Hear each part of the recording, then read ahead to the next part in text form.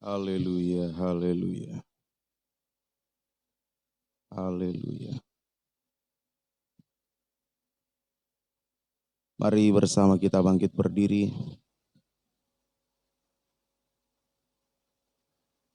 Kita menyanyikan dari Psalm nomor 53. Kasih-Nya nyata. Kasih-Nya nyata ketika Dia datang sebagai manusia hina.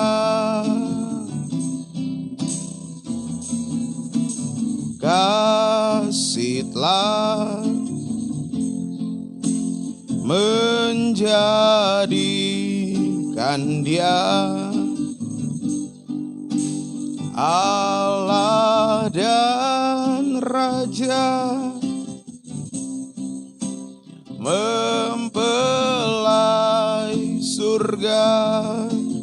Oh, kasih-Nya membuka rahasia,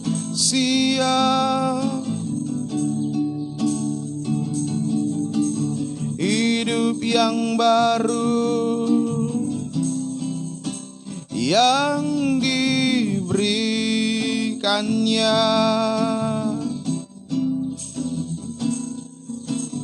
Kasih-Nya sekarang ku rasa mencapai saudara dan saya. Ayat 2, kasih-Nya membawa dia. Kasih-Nya membawa dia terpaku atas salib Golgota.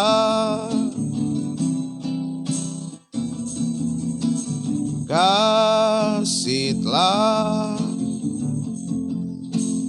tumpahkan darah,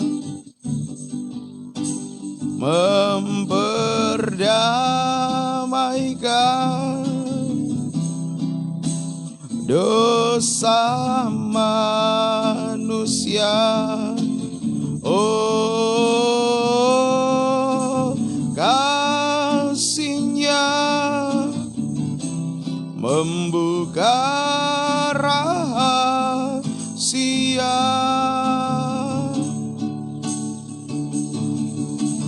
hidup yang baru yang diberikannya.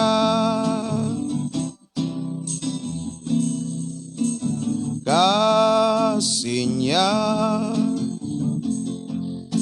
sekarang ku rasa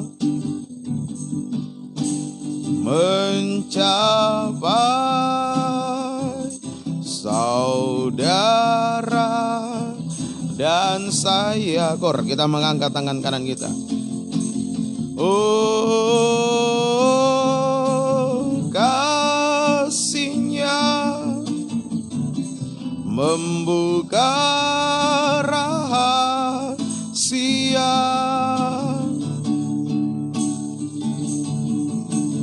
hidup yang baru yang diberikannya.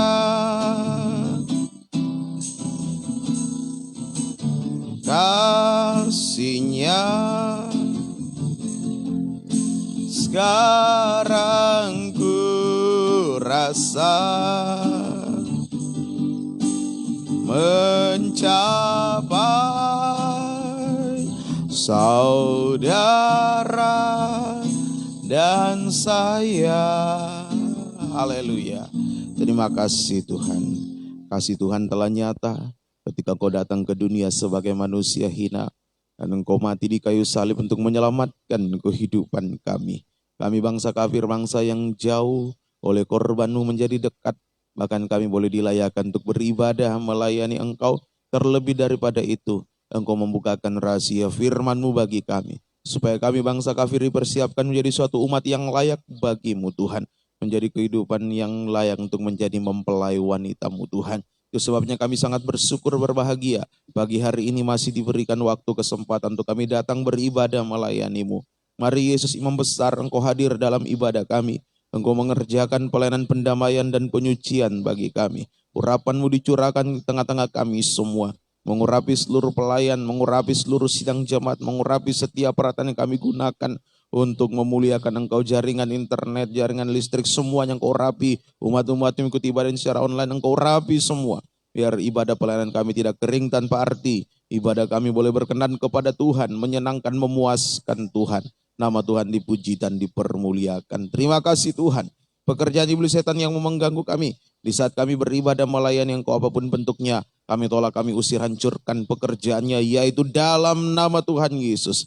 Darah Yesus yang berkuasa memberikan kemenangan bagi kami sekalian. Kebebasan Roh Kudus menjadi bagian kami. Gerakan jiwa-jiwa datang beribadah melayani-Mu. Juga gereja lain, persekutuan lain yang beribadah bersama dengan kami. Engkau memberkati mereka seperti Engkau berkati kami saat ini. Satukan kami semua dalam satu firman pengajaran yang benar, membawa kami masuk dalam kesatuan pelayanan, kesatuan penyembahan sampai kesatuan tubuh Kristus yang sempurna. Dan Engkau segera datang kembali. Kami buka tahbiskan ibadah kami di dalam nama Tuhan Yesus Kristus. Kami berdoa mengucap syukur, haleluya, amin. Silakan duduk. Puji Tuhan, Bapak Ibu kasih dalam Tuhan, saya ucapkan selamat pagi. Salam sejahtera dalam kasih Tuhan Yesus Kristus menyertai kita sekalian. Kita akan memuji, mempermuliakan nama Tuhan, mengucap syukur buat segala kebaikan-Nya dalam kehidupan kita sekalian. Kita nyanyikan segala puji syukur hanya bagi-Mu Tuhan. Segala puji syukur hanya bagi-Mu Tuhan. Sebab Kau yang layak dipuja. Kami mau bersorak, tinggikan nama-Mu. Haleluya, soraklah haleluya, soraklah haleluya, soraklah haleluya, haleluya, soraklah haleluya, soraklah haleluya, haleluya. Kita bangkit berdiri. Segala puji syukur, segala puji syukur hanya bagi-Mu Tuhan. Sebab Kau yang layak dipuja. Kami mau bersorak, tinggikan nama-Mu. Haleluya, soraklah haleluya, soraklah haleluya, soraklah haleluya, haleluya, soraklah haleluya, soraklah haleluya, haleluya, soraklah haleluya, soraklah haleluya, soraklah haleluya, haleluya, soraklah haleluya, soraklah haleluya, haleluya. Sekali lagi, soraklah haleluya, soraklah haleluya, soraklah haleluya, haleluya, soraklah haleluya, soraklah bersoraklah, haleluya, haleluya, haleluya. Puji bagi nama Tuhan. Silakan duduk kembali. Inilah sorak-sorai yang akan terdengar ketika kita bisa menyambut kedatangannya di awan-awan yang permai.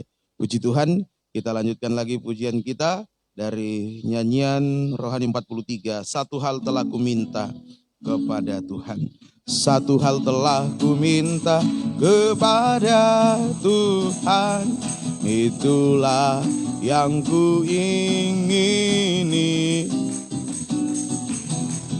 Diam di rumah Tuhan seumur hidupku, menyaksikan kemurahan Tuhan dan menikmati bait-Nya dan menikmati kuasa-Nya dan menikmati kasih-Nya dan menikmati firman-Nya. Kembali kita bangkit berdiri. Satu hal telah ku minta kepada Tuhan, itulah yang ku ingini. Diam di rumah Tuhan seumur hidupku, menyaksikan kemurahan Tuhan dan menikmati bait-Nya dan menikmati kuasa-Nya dan menikmati kasih-Nya dan menikmati firman-Nya dan menikmati bait-Nya dan menikmati bait-Nya dan menikmati kuasa-Nya dan menikmati kasih-Nya dan menikmati firman-Nya dan menikmati firman-Nya dan menikmati firman-Nya. Haleluya. Puji Tuhan. Silakan duduk kembali. Kita rindu untuk bisa menikmati firman Tuhan, menikmati kasih-Nya Tuhan di dalam setiap ibadah pelayanan kita. Saya membuka ruang kesaksian bagi Bapak Ibu yang menyaksikan cinta kasih kemurahan Tuhan. Kita kembali nyanyikan kornya dan menikmati bait-Nya. Dan menikmati bait-Nya dan menikmati kuasa-Nya dan menikmati kasih-Nya dan menikmati firman-Nya. Sekali lagi. Dan menikmati bait-Nya dan menikmati kuasa-Nya dan menikmati kasih-Nya dan menikmati firman-Nya. Haleluya. Puji bagi nama Tuhan. Di dalam firman Tuhan yang kita bisa nikmati, di situ ada perbuatan Allah yang heran dan besar dalam kehidupan kita, yang memuncak nanti menjadikan kita sebagai mempelai wanitanya yang sempurna. Kita lanjutkan lagi pujian kita, Allah kita heran dan besar, nyanyian Rohani 47.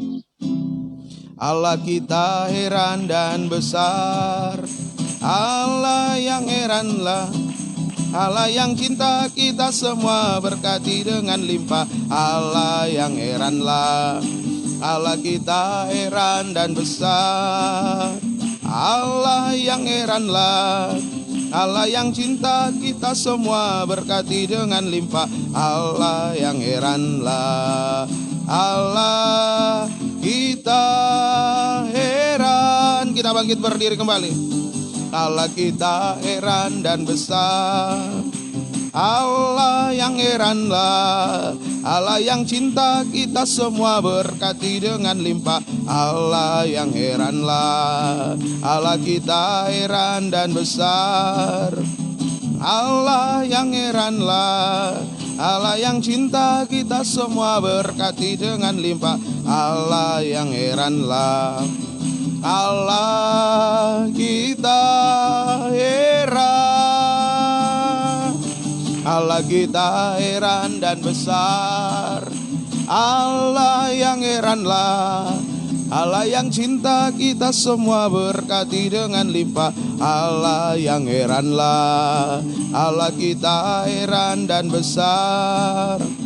Allah yang heranlah, Allah yang cinta kita semua berkati dengan limpah. Allah yang heranlah, Allah kita heran, Allah kita heran, Allah kita heran. Haleluya, puji Tuhan. Biarlah kita mengalami pekerjaan Tuhan yang heran dan besar, yang menyucikan, membaharui kehidupan kita senantiasa. Ya Tuhan, kita akan segera menerima firman Tuhan. Untuk kita persiapkan hati kita menyanyikan dari Psalm nomor 54, biar selalu Tuhan ku tinggikan korbanmu. Biar selalu Tuhan ku tinggikan korbanmu, tinggikan korbanmu di hidupku. Ku tak ingin Tuhan melepaskan diriku dari kuat kuasa korbanmu. Di atas korbanmu, di atas korbanmu, ku alaskan tabisanku. Di atas korbanmu, ku percayakan hidupku.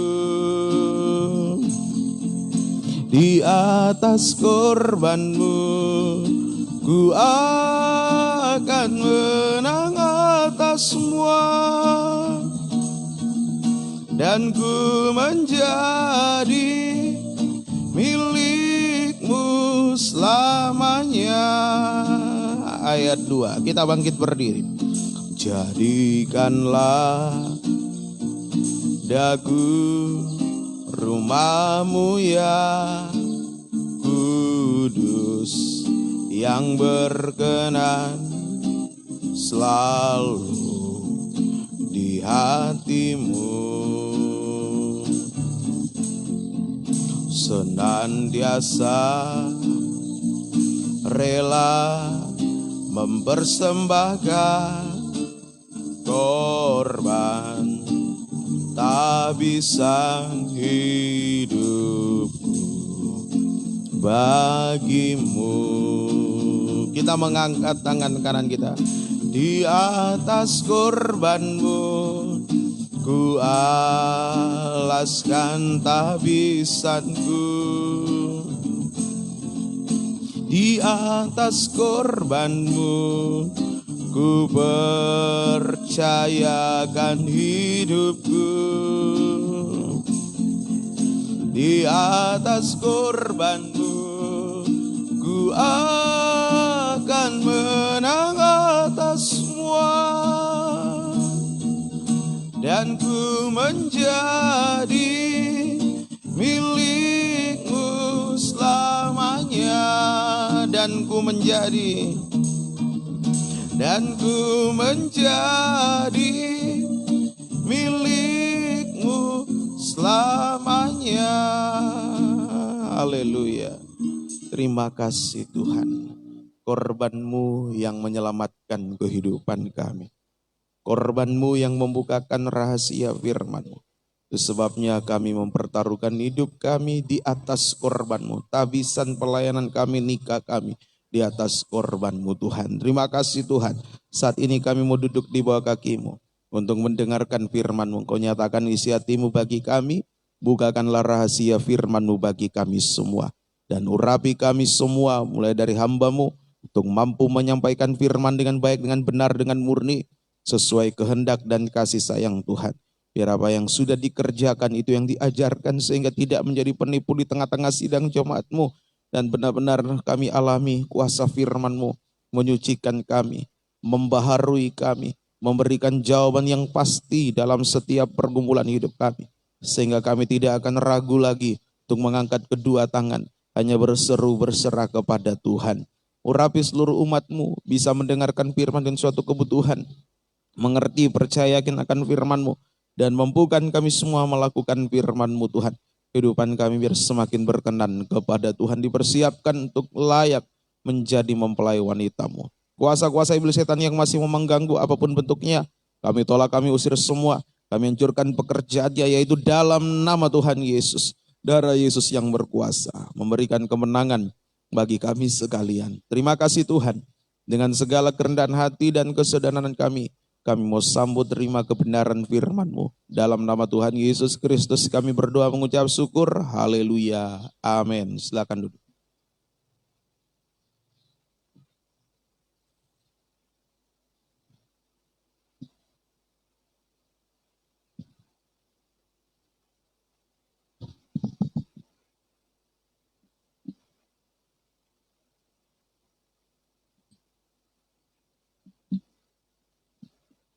Puji Tuhan, Bapak Ibu kasih dalam Tuhan. Selamat kita mau memandang pribadi Tuhan di dalam firman-Nya. Biar kita mau membuka hati kita selebar-lebarnya bagi Tuhan. Sebagaimana Dia juga sudah membukakan hatinya bagi kita lewat rahasia firman diperdengarkan kepada kita sekalian. Kita lanjutkan Injil Markus pasal 14, masih ayat yang sama, ayat yang ke-27. Markus 14, ayatnya yang ke-27. Lalu Yesus berkata kepada mereka, kamu semua akan tergoncang imanmu, sebab ada tertulis, aku akan memukul gembala, dan domba-domba itu akan tercerai-berai. Ini dikutip dari Sakaria pasal 13 ayat 7, kita kembali baca ini. Sakaria 13 ayat yang ke-7. Hai gembala, bangkitlah, hai pedang, bangkitlah terhadap gembalaku, terhadap orang yang paling karib kepadaku. Demikianlah firman Tuhan semesta alam. Bunuhlah gembala sehingga domba-domba tercerai-berai. Aku akan mengenakan tanganku terhadap yang lemah. Puji Tuhan. Nah ini dikatakan di sini bahwa Tuhan, dikatakan ini bahwa gembala akan dibunuh ya, dan domba-domba akan tercerai-berai. Artinya di dalam penggembalaan akan terjadi kegoncangan ya, yang menyebabkan terjadi pemisahan. Akan terjadi kegoncangan di berbagai bidang, rohani, jasmani. Itu menimbulkan pemisahan. Nah, pemisahan dalam penggembalaan itu digambarkan dengan penampian, proses penampian untuk memisahkan gandum dan sekam. Nah, jadi Tuhan izinkan terjadi kegoncangan dalam penggembalaan untuk melihat, menguji siapa yang Kristen gandum, siapa yang sekam. Kalau sekam dia terbuang dari alat penampi, dia terbuang dari tubuh Kristus. Nah, kalau gandum dibawa masuk ke dalam lumbung, masuk dalam pembangunan tubuh Kristus. Puji Tuhan. Nah, gandum itu di dalam Sakaria 13 itu digambarkan dengan kelompok sepertiga gandum. Ya, kelompok sepertiga sudah saya berulang terangkan. Untuk kelompok sepertiga yaitu orang Kristen yang mengejar perkara yang tidak kelihatan, perkara yang rohani, sehingga memiliki isi firman pengajaran yang benar. Karena dia kejar perkara yang rohani, perkara yang tidak kelihatan, maka dia memiliki isi firman pengajaran benar, memiliki isi Roh Kudus, dan isi kasih Tuhan. Itu kelompok sepertiga. Nah, perkara rohani itu antara lain ibadah, ya, ibadah.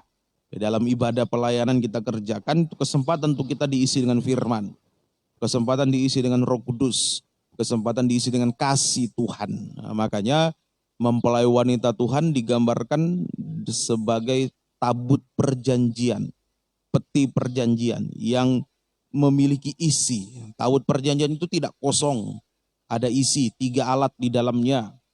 Ada buli-buli emas berisi mana, itu sekarang menunjukkan isi firman. Ya, kemudian ada tongkat Harun yang bertunas, berbunga, berbuah, buah badam. Nah, itu menunjukkan isi Roh Kudus. Dan juga ada 2 loh batu. Ya, 2 loh batu. Itu isi dalam tabut perjanjian. Itu sekarang menunjukkan isi kasih. Ayo mari ini, jadilah kelompok sepertiga. Orang Kristen yang punya isi, yang mau mengejar perkara rohani, ibadah pelayanan untuk diisi dengan firman roh dan kasih Tuhan. Nah, kemudian sekam itu kelompok 2/3. Sekam itu sama dengan kelompok 2/3. Yaitu orang Kristen yang hanya puas atau hanya mengejar perkara-perkara jasmani, perkara jasmani, perkara kulit. Nah, itu sekam. Orang Kristen yang puas, hanya puas dengan mengejar perkara yang jasmani, perkara kulit. Ya, perkara jasmani atau perkara kulit. Nah, sehingga mengabaikan kesempatan untuk diisi dengan firman, Roh Kudus dan kasih di dalam ibadah pelayanan. Itu sekam. Nah, sama dengan tidak setia sampai tinggalkan ibadah pelayanan. Hanya untuk mendapatkan perkara yang jasmani. Yuk, jangan menjadi sekam, biar kita mau menjadi gandum. Ya, jangan sampai menjadi sekam. Puji Tuhan. Nah, Tuhan memberikan perkara kulit atau berkat-berkat jasmani kepada kita sebagai sarana. Sebenarnya itu adalah sarana bagi kita untuk diisi dengan firman, diisi dengan Roh Kudus, diisi dengan kasih. Jangan justru disalahgunakan. Nah, biar kita bisa memahami ini. Nah, Tuhan berikan perkara kulit, berkat-berkat jasmani. Misalkan kesehatan, dikasih kesehatan malah kesana kemari jalan-jalan, tidak mau beribadah, rekreasi. Nah, itu rugi. Salah gunakan, dia salah gunakan berkat. Diberikan harta, kekayaan, berkat-berkat jasmani dalam bentuk harta, kekayaan. Ayo gunakan sebagai sarana untuk beribadah, melayani. Kita diisi dengan firman, diisi Roh Kudus, diisi dengan kasih Allah. Kami berupaya, Tuhan berikan sarana, berkat-berkat. Ya, ada HP, ya, pakai untuk siaran langsung. Ada berkat untuk beli paket data, siaran langsung. Sebarkan firman, pengajaran. Saya upload juga di akun YouTube saya, channel YouTube, untuk bisa diikuti oleh orang lain. Semoga menjadi berkat. Puji Tuhan. Nah, ada 2 kali penampian untuk memisahkan gandum dan sekam. Ada 2 kali penampian ya, untuk memisahkan gandum dan sekam. Yang pertama, ini cerita yang sama juga dari Injil Markus tadi, tapi di dalam Lukas kita baca. Lukas 22, Lukas pasal 22 ayat 31-32. Lukas 22 ayat 31 dan 32. Simon, Simon, lihat, iblis telah menuntut untuk menampi kamu seperti gandum. Tetapi aku telah berdoa untuk engkau supaya imanmu jangan gugur. Dan engkau, jikalau engkau sudah insaf, kuatkanlah saudara-saudaramu. Ini yang pertama. Ya, penampian oleh iblis. Nah, jadi iblis menampi, diizinkan Tuhan datang menampi. Lewat apa iblis menampi? Iblis menampi lewat 4 hal. Iblis tampi gereja Tuhan lewat 4 hal. Yang pertama lewat dosa, sampai puncaknya dosa. Nah, banyak di sini yang gugur. Memang kita semua tidak ada yang luput dari dosa, semua berdosa, semua berdosa. Nah, tetapi bukan berarti ketika kita sudah misalkan ya karena kita lengah, kita tidak berjaga-jaga, lalu kita jatuh dalam dosa, kemudian kita mau mundur dari ibadah pelayanan dengan alasan malu, saya tidak layak, salah itu salah. Nah, ini iblis datang menampi lewat dosa. Nah, Kristen sekam gampang sekali terseret dan jatuh dalam dosa karena dia tidak punya isi. Dia gampang sekali terseret jatuh dalam dosa sampai puncaknya dosa. Ini hati-hati, hati-hati. Ayo, kalau kita sudah mulai bosan dengan ibadah pelayanan, sudah mulai bosan terutama mendengar firman, sebentar lagi terseret dan jatuh di dalam dosa sampai puncaknya dosa. Hati-hati ya ini. Jadi iblis menampi dengan dosa ini. Sekarang luar biasa dosa. Dosa lewat dosa di dunia nyata, dosa di dunia maya, di internet dan sebagainya. Banyak bertebaran dosa di situ. Nah, kita harus hati-hati.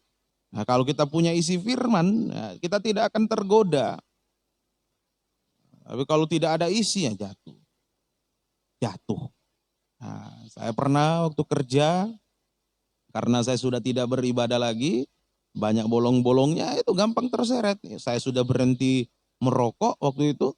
Nah, teman-teman aja, berkali-kali diajak, hampir tiap hari diajak, diberikan. Saya tidak beli, mereka yang kasih. Mau diberikan, saya tolak. Tapi karena sudah tidak ada isi firman, karena sudah jarang beribadah, akhirnya saya terima. Nah, merokok lagi, hampir tidak bisa bekerja. Nah, itu Tuhan masih sayang saya. Begitu 1-2 kali isap langsung sakit kepala. Seperti mau pingsan, tinggal saya berbaring di bangku kantin kantor. Tinggal minta ampun sama Tuhan. Nah, hati-hati ya. Ketika kita sudah mulai jauh daripada Tuhan, nah itu kesempatan iblis masuk. Begitu ada jarak dengan Tuhan, iblis masuk. Lewat dosa, puncaknya dosa, jatuh. Dan kalau sudah jatuh dalam dosa, pada umumnya kalau kosong dari firman, akhirnya mulai tidak mau beribadah lagi, alasannya malu, sungkan dan sebagainya. Tidak layak, nah, itu bahasa yang paling banyak muncul. Saya tidak layak lagi. Itu bukan bahasa merendahkan diri, itu bahasa sombong. Sudah berbuat dosa, bukannya minta ampun, malah mau berhenti melayani. Tuhan tolong jangan terjadi dalam kehidupan kita. Nah, kemudian iblis menampi yang kedua, iblis pakai cara yang kedua, dia menampi lewat pencobaan. Pencobaan, masalah ekonomi, masalah apalagi macam-macam, kesehatan, nikah, buah nikah, ini dihantam. Nah, kalau yang kita kejar hanya perkara jasmani, nah begitu ada masalah pasti cepat kecewa. Cepat putus asa, kecewa, putus asa, sampai akhirnya tinggalkan Tuhan. Dia tidak tahan, tidak punya mutu, begitu ditampi, ayun tampian yang digoncang, langsung terbang dia. Ada masalah datang, langsung keluar, dada Tuhan Yesus, langsung tinggalkan pengajaran. Kenapa saya dulu waktu belum di pengajaran, saya baik-baik saja hidup saya. Sekarang sudah dalam pengajaran, hidup saya kok begini, sudah tinggalkan pengajaran. Ya karena kenapa? Betul dia memang sudah ikut masuk dalam pengajaran tapi tidak mau diisi. Firman cuma lalu begitu saja lewat. Tidak pernah singgah di hatinya. Tidak ada isi, makanya begitu ada masalah langsung kecewa, putus asa. Akhirnya tinggalkan pengajaran, tinggalkan Tuhan. Ini yang kedua. Nah, ini hati-hati, kita diperhadapkan sekarang ini. Oh, dengan dosa, dengan masalah-masalah yang silih berganti. Ya, belum selesai satu datang. Tapi kalau kita Kristen gandum ada isi. Biar ada masalah ya tetap bertahan. Bertahan. Nah, di ladangnya Tuhan. Nah, yang ketiga, iblis pakai. Yang ketiga untuk menampi dia memakai 4 hal. Yang ketiga ajaran palsu. Ini ajaran sesat, ajaran palsu. Kristen sekam itu sama dengan kanak-kanak. Kalau tidak ada isi itu kanak-kanak. Coba anak-anak, kanak-kanak, tidak ada isi. Kita mau aja apa? Mau bekerja, tidak ada, kasih pisau, bukan tangannya yang dia potong. Tidak ada isi. Belum mengerti, itu Kristen sekam. Mau aja apa lagi? Nah, suruh masak, wah lebih parah. Bisa-bisa tangannya yang terbakar. Wah itu kanak-kanak. Mau aja berdebat ya lebih parah lagi, paling nangis gulung-gulung. Nah, itu kanak-kanak coba. Akhirnya kalau sudah kanak-kanak rohani gampang kena angin pengajaran palsu ya. Di dalam Efesus pasal yang keempat. Efesus 4. Coba kita baca. Ayat 14. Efesus 4 ayat 14. Sehingga kita bukan lagi anak-anak yang diombang-ambingkan oleh rupa-rupa angin pengajaran, oleh permainan palsu manusia dalam kelicikan mereka yang menyesatkan. Nah itu kanak-kanak mudah sekali diombang-ambing oleh angin pengajaran palsu. Nah, jangan jadi Kristen sekam. Nah salah satu ciri ajaran palsu, makanya yang dia hantam Kristen kanak-kanak, salah satu ciri ajaran palsu adalah menawarkan keuntungan jasmani. Ya, keuntungan dalam hal apa saja. Soal nikah. Ya, ajaran palsu itu menawarkan keuntungan. Oh, menggampangkan, membebaskan. Mau menikah dengan siapa saja. Kawin, cerai. Ya, itu ajaran palsu. Dia pokoknya semua mengenakan daging, menawarkan keuntungan jasmani, keuntungan daging. Makanya Kristen sekam gampang kena ini. Coba dibaca ya, di dalam Roma 16. Ini ajaran palsu. Roma pasal 16 ayat 17. Roma 16 ayat 17. Tetapi aku menasihatkan kamu saudara-saudara, supaya kamu waspada terhadap mereka yang bertentangan dengan pengajaran yang telah kamu terima, menimbulkan perpecahan dan godaan. Sebab itu hindarilah mereka. Tambah ayat 18. Sebab orang-orang demikian tidak melayani Kristus Tuhan kita, tetapi melayani perut mereka sendiri. Nah, ini menggoda perut, hanya menawarkan keuntungan. Dan dengan kata-kata mereka yang muluk-muluk, dan bahasa mereka yang manis, mereka menipu orang-orang yang tulus hatinya. Hati-hati, diperhadapkan sekarang dengan pengajaran-pengajaran palsu yang menguntungkan secara jasmani. Mungkin selama kita pegang pengajaran yang benar, secara jasmani tidak untung, tidak pernah untung malah rugi. Bagi hamba Tuhan, kami hamba Tuhan berpegang pada pengajaran yang benar, jiwa-jiwa tidak bertambah, malah berkurang. Nah inilah di sini diuji. Nah iblis datang dengan ajaran palsu. Daripada kamu ajaran yang benar, jiwa-jiwa berkurang. Coba terapkan ajaran ini, jiwa pasti bertambah. Coba lihat contoh temanmu sana, baru buka sidang, langsung 10, puluhan, ratusan, ribuan jemaatnya. Nah, ayo terapkan ini, terapkan. Oh iya ya, betul juga ya. Sekian tahun. Oh berapa tahun di Tonusu? 2012, 2021 sudah berapa tahun? 9 tahun. Oh, jiwa kok tidak bertambah? Ada masuk keluar lagi, masuk 1 keluar 2, masuk 2 keluar 3, masuk 4 keluar 5. Wah tekor, tidak pernah bertambah. Nah, ya sudah tinggalkan pengajaran benar, terima ajaran yang palsu. Nah, ini hati-hati. Langsung bimbang, gampang bimbang. Akhirnya tinggalkan pengajaran benar, terima ajaran yang lain. Begitu juga jemaat. Nah, kalau kamu pegang pengajaran benar, tidak boleh begini, tidak boleh begitu. Nah, mau makan apa? Kamu rugi kamu. Seperti kesaksiannya Om Wi, waktu tim dari gereja mau cari marmer, mau ketemu sama pemilik perusahaan marmer itu. Mana lantai gereja pakai marmer. Orang Kristen juga. Terus ketemu, tanya, gereja di mana? Mereka cerita, kami ibadah seminggu 3 macam ibadah, 3 kali. Pimpinan perusahaannya itu sampai, kapan suksesnya? Kalau 3 macam ibadah dalam seminggu 3 kali ibadah, kapan suksesnya? Wah, rugi kamu. Nah, itulah, kalau kita mau pegang pengajaran benar selalu dianggap rugi, tidak akan sukses, tidak akan berhasil. Nah, datang ajaran palsu yang menawarkan keuntungan, pasti sukses, pasti berhasil. Akhirnya tinggalkan pengajaran benar. Hati-hati, hati-hati, jangan sampai terjadi dalam kehidupan kita. Ini yang ketiga, cara iblis menampi yang ketiga. Nah, yang keempat lewat gesekan atau benturan-benturan dengan sesama. Nah, ini iblis datang, dia pakai ini. Dia menggunakan cara ini. Dia masuk lewat dosa. Tidak mempan dia. Tidak bisa jatuh. Dia datang lewat pencobaan masalah. Bertahan dia melayani. Tidak jatuh. Nah, iblis datang lagi dengan ajaran palsu. Dia pegang pengajaran benar. Nah, cobalah kasih benturan, gesek. Apalagi kalau dengan sesama yang terdekat dalam nikah.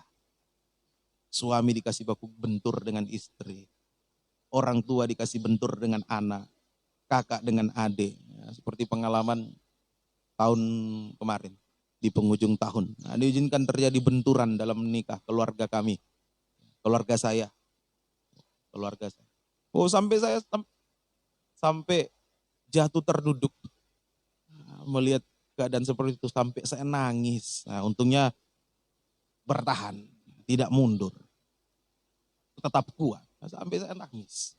Nah, itu diizinkan terjadi benturan dengan sesama. Nah, kalau dia sekam, tidak ada isi firman, Roh Kudus dan kasih, begitu terjadi benturan tersandung. Tersinggung, tersandung, meraju. Nah, tidak mau datang beribadah lagi. Tidak mau dengar firman lagi. Kamu ibadah seperti itu. Tidak ada perubahan. Nah, biasa begitu. Memang perubahan itu tidak langsung 100%. Bertahap perubahannya. Kamu istri ibadah masih suka membantah. Ya, masih tapi sudah mulai berkurang. Tidak langsung. Coba kalau dia tidak beribadah. Bukan cuma bantah. Diajak berkelahi suaminya jangan-jangan. Karena dia beribadah. Ya sekalipun masih ada bantahnya. Tapi sudah mulai direm. Kamu suami ibadah. Masih kasar bentak-bentak saya sebagai istri. Coba kalau dia tidak beribadah. Dia tinju. Dia tendang. Jangan-jangan dia bunuh. Nah, makanya mari. Jangan kita langsung menghakimi seperti itu. Guna kami ibadah. Tiada guna. Ada proses. Pelan-pelan. Sama pernah saya mendengar laporan dari anak muda. Dulu saya masih melayani. Kenapa tidak ikut KKR? Itu apa saya bilang tiada guna ikut KKR kalau ngana seperti itu. Coba kalau dia tidak ikut ibadah, tidak KKR. Liar itu anak. Nah, sampai sekarang masih melayani. Jangan bicara seperti itu. Ayo inilah benturan-benturan terjadi. Akhirnya tersinggung, tersandung. Tinggalkan penggembalaan yang benar. Tinggalkan pengajaran yang benar. Jadi lewat 4 cara ini tujuan iblis menampi dengan 4 cara ini adalah untuk menggugurkan iman kita ya. Tadi dalam Lukas 22.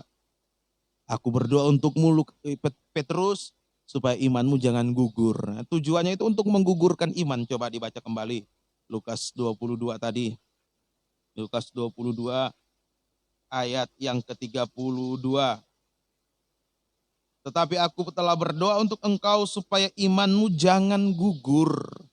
Nah, ini tujuannya, dia mau gugurkan iman kita. Sementara dalam Lukas dikatakan ketika anak manusia datang, yang dia cari di bumi ini adakah iman. Nah, dalam Lukas 18 ayat 8. Ketika anak manusia datang yang dia cari adakah iman di bumi ini. Nah, kalau imannya gugur, begitu Yesus datang, wah ketinggalan. Tidak ditemukan oleh Yesus, ketinggalan dia. Masuk aniaya antikris, binasa bersama dunia. Ayo, hati-hati. Nah, sekarang jalan keluarnya. Jalan keluarnya menghadapi penampian oleh iblis. Apa jalan keluarnya? Jawabannya satu saja. Kita harus mantap dalam penggembalaan. Nah, itu jalan keluar. Mantap dalam penggembalaan yang benar. Yang dibina oleh firman pengajaran yang benar. Mantap. Makanya tahun ini tahun pemantapan dalam penggembalaan. Nah, berarti kita akan diperhadapkan dengan tampian-tampian yang semakin keras. Kalau mungkin di tahun-tahun yang lalu tampiannya iblis baru ayun sedikit-sedikit. Sekarang dia ayun kuat sambil ditiup. Nah gitu biasa ibu-ibu kan kalau mengayun. Mbak tampis. Bukan cuma gini. Sudah diayun. Nah sambil ditiup-tiup lagi. Wah semakin kencang ini. Tampian dari iblis. Nah, sebab itu ayo mantap dalam penggembalaan. Harus mantap. Apa tandanya bahwa kita mantap dalam penggembalaan? Nah kita ulang-ulang diterangkan, ulang-ulang kita baca supaya kita mengerti dan biarlah menjadi pengalaman hidup kita. Injil Yohanes pasal 10 ayat 1 sampai 5. Ini tanda-tanda bahwa kita mantap dalam penggembalaan. Yohanes 10 ayat 1 sampai 5. Aku berkata kepadamu, sesungguhnya siapa yang masuk ke dalam kandang domba dengan tidak melalui pintu, tetapi dengan memanjat tembok, ia adalah seorang pencuri dan seorang perampok. Tetapi siapa yang masuk melalui pintu, ia adalah gembala domba. Untuk dia penjaga membuka pintu, dan domba-domba mendengarkan suaranya, dan ia memanggil domba-dombanya masing-masing menurut namanya dan menuntunnya keluar. Jika semua dombanya telah dibawanya keluar, ia berjalan di depan mereka, dan domba-domba itu mengikuti dia, karena mereka mengenal suaranya. Tetapi seorang asing pasti tidak mereka ikuti, malah mereka lari daripadanya, karena suara orang-orang asing tidak mereka kenal. Ini tanda yang pertama, masuk kandang. Domba itu harus masuk kandang penggembala. Kalau di luar kandang ketemu binatang buas, ada serigala, ada singa, itulah iblis. Makanya ayo masuk kandang penggembalaan. Nah, secara jasmani, kandang penggembalaan secara jasmani itu organisasi, gereja yang legal, yang diakui pemerintah. Gereja kita legal, diakui. Waktu masuk di sini saya sudah serahkan surat pemberitahuan kepada pemerintah desa, kepada Pembimas Kristen Kabupaten Poso, kepada Kapolsek ada, dan Ramil ada. Jadi ada lengkap surat-suratnya, legal, diakui pemerintah. Organisasi kita berbadan hukum, diakui, ada, legal. Makanya ada cap stempelnya juga, ini sudah legal, diakui. Nah itu secara jasmani, kandangnya harus legal. Harus legal secara jasmani. Nah, jangan sembarang kandangnya yang tidak diakui pemerintah. Oh jangan. Kemudian secara rohani kandang kita ya itulah ruangan suci. Tabernakel, ruangan suci. Ada 3 macam alat di situ. Menunjukkan ketekunan dalam 3 macam ibadah pokok. Nah itu ruangan suci. Ketekunan dalam 3 macam ibadah pokok. Ada meja roti sajian. Terus sekarang ketekunan dalam ibadah pendalaman Alkitab, perjamuan suci. Yo, tekuni di situ. Nah, di situ tubuh kita dalam ketekunan dalam ibadah pendalaman Alkitab, perjamuan suci, kita makan firman, perjamuan suci, tubuh melekat, tubuh kita melekat kepada Yesus. Yesus anak Allah. Ya, tekuni tubuh kita melekat kepada Yesus anak Allah. Kemudian ada alat pelita emas. Nah, ketekunan sekarang menunjukkan ketekunan dalam ibadah raya. Roh Kudus bersekutu dengan Allah Roh Kudus ya, dengan karunia-karunia-Nya. Roh kita melekat pada Allah Roh Kudus.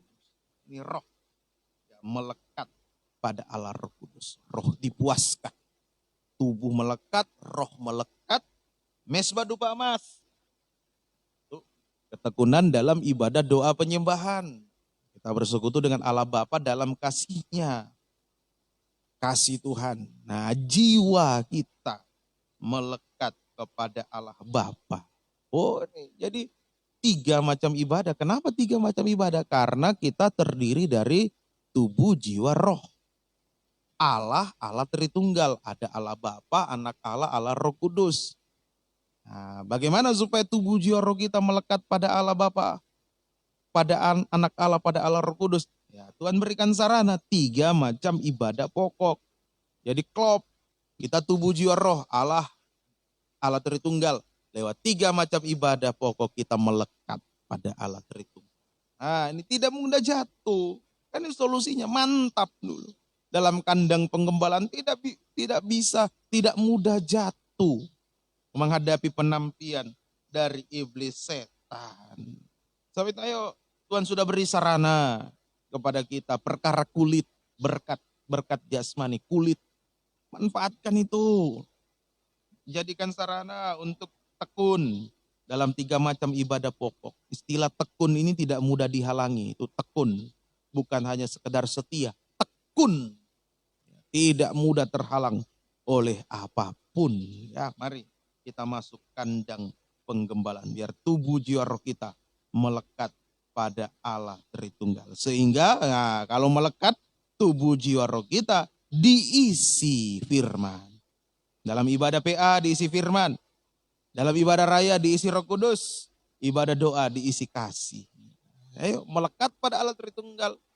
Tubuh jiwa roh diisi dengan firman, Roh Kudus, dan kasih Tuhan. Nah, kalau sudah ada isi, lihat jaminan dari Tuhan. Kalau kita melekat pada Allah Tritunggal, lewat 3 macam ibadah masuk kandang, melekat pada Allah Tritunggal, diisi firman, Roh Kudus, kasih. Tuhan jamin di dalam 1 Tesalonika 5 ayat 23. Ini jaminan dari Tuhan. Jangan takut menghadapi gesekan, menghadapi goncangan, menghadapi ajaran palsu, dosa-dosa. Ini jaminan. Tuhan sudah jamin dengan jelas dicatat di dalam 1 Tesalonika 5 ayat 23. Ayat 23. Semoga Allah damai sejahtera menguduskan kamu seluruhnya, dan semoga roh, jiwa, dan tubuhmu terpelihara sempurna dengan tak bercacat pada kedatangan Yesus Kristus Tuhan kita. Ini jaminan Allah sumber damai sejahtera. Mampu memelihara tubuh, jiwa, roh kita sampai sempurna. Pemeliharaan Tuhan itu sampai sempurna. Jadi bukan cuma sebentar. Di dalam kandang ada pemeliharaan sampai sempurna. Bukan cuma pemeliharaan sewaktu-waktu. Pemeliharaan yang cuma singkat sampai sempurna. Ini yang kita harus yakini. Belum ada yang sempurna. Ya. Kalau sudah ada yang sempurna di antara kita sudah terangkat ke surga. Seperti Henok, terangkat Elia, terangkat hidup-hidup ke surga. Nah, kita belum sempurna. Nah, yakin selama kita ada dalam kandang penggembalaan terpelihara sampai nanti sempurna. Berarti pemeliharaan Tuhan itu berlanjut sampai selama-lamanya. Amin. Masuk kandang, masuk kandang. Iman kita tidak akan gugur saat ditampi oleh iblis. Banyak kali kita keliru. Kita mengejar pemeliharaan jasmani, mengabaikan melekat pada Allah Tritunggal. Oke, dapat pemeliharaan jasmani, tapi hanya sementara. Tidak sampai sempurna. Mungkin dia nikmati kemewahan dunia selama dia hidup di dunia ini. Waktu di ketimbang tuh dia tergembala. Begitu dia keluar dari penggembalaan, dia menikmati semua berkat ada ini ada itu. Mau makan apa? Mau makan apa? Hari ini mau makan apa? Semua ada. Semua ada. Dulu waktu tergembala, apa yang mau dimakan? Setelah sudah tergembala, mau makan apa lagi? Setelah dia tidak tergembala, maka dia dapat yang jasmani. Dulu waktu dia tergembala, dia rasa sulit. Apa yang mau dimakan ini? Apa? Karena hanya memikirkan pemeliharaan yang sekarang, yang singkat. Tidak pikir pemeliharaan sampai sempurna. Dapat semua. Tetapi dalam Wahyu pasal yang ke-18, balaskanlah kepadanya menurut kemewahan yang dia nikmati.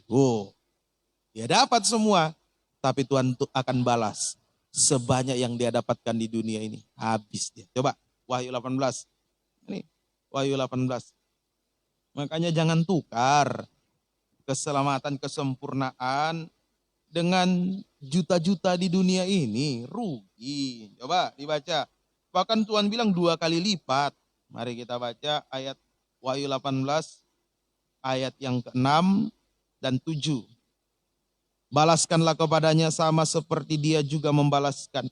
Dan berikanlah kepadanya 2 kali lipat menurut pekerjaannya. Campurkanlah baginya 2 kali lipat di dalam cawan pencampurannya. Berikanlah kepadanya siksaan dan perkabungan sebanyak kemuliaan dan kemewahan yang telah ia nikmati. Sebab ia berkata dalam hatinya, aku bertahta seperti ratu, aku bukan janda dan aku tidak akan pernah berkabung. Merasa tidak putus hubungan dengan Tuhan, saya bukan janda. Saya biar bekerja begini saya tetap berdoa, tapi tidak tergembala. Nah, hati-hati. Ini yang saya takutkan. Saya takutkan jangan terjadi dalam kehidupan kita. Jadi kalau kita mantap tergembala, luar biasa. Tuhan jamin. Nah, ini tanda pertama, tanda mantap tergembala. Yang pertama masuk kandang. Tanda yang kedua tadi kembali ke Yohanes 10. Mendengar dan dengar-dengaran pada suara gembala. Itu orang tergembala. Orang yang mantap. Dia mendengar dan dengar-dengaran pada suara gembala, pada firman penggembalaan. Saya ulangi lagi, apa itu firman penggembalaan? Firman penggembalaan adalah firman pengajaran yang benar yang Tuhan percayakan kepada seorang gembala untuk disampaikan dengan setia, dengan teratur, dengan berulang-ulang menjadi makanan pokok bagi domba-domba. Itu firman penggembala. Kalau sudah jadi makanan pokok tidak mungkin bosan. Ya. Makanan pokok kita apa? Nasi. Ada suku lain sagu. Suku yang lain lagi ada ubi. Tapi makanan pokok kita nasi. Tidak pernah bosan kan? Pagi makan nasi, siang nanti makan nasi, malam lagi makan nasi. Kalau belum makan nasi, ini gigi belum sentuh nasi, rasanya belum makan. Nah, itu tidak bosan. Nah itu kan sudah jadi makanan pokok. Tidak akan pernah bosan mendengar firman. Ayo mantap dalam penggembalaan. Semoga kita bisa mengerti. Inilah keuntungannya. Sekarang keuntungan kalau mantap tergembala. Keuntungan kalau mantap tergembala. Apa keuntungannya? Yang pertama, Yesus Gembala Agung di sorga berdoa syafaat bagi domba-domba. Tadi ya dalam Lukas 22 tadi. Aku berdoa untukmu Petrus, supaya engkau tidak gugur dari iman. Kalau engkau sudah insaf, kuatkan saudara-saudaramu. Nah, ini kalau mantap tergembala, di sorga Yesus Gembala Agung berdoa syafaat.